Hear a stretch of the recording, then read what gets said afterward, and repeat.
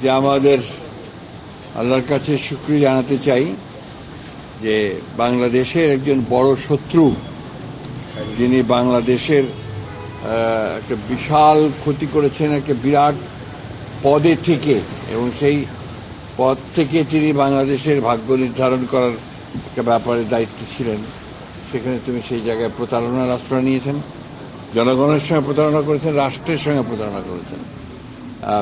সাবেক বিচারপতি খায়রুল হক সাহেব, তিনি এই তত্ত্বাবধায়ক সরকারের ব্যাপারে যে রায় দিয়েছিলেন, শর্ট যে রায় দিয়েছিলেন সেটা, এবং তার পরবর্তীকালে সেটা যে আপনার পূর্ণাঙ্গ যে রায়, মধ্যে আকাশ আর পাতাল তফাৎ ছিল, এবং সেই যে রায়টা তিনি শর্ট দিয়েছিলেন সেটাও আমরা মনে করি যে এই রাষ্ট্রের বিরুদ্ধে গেছে।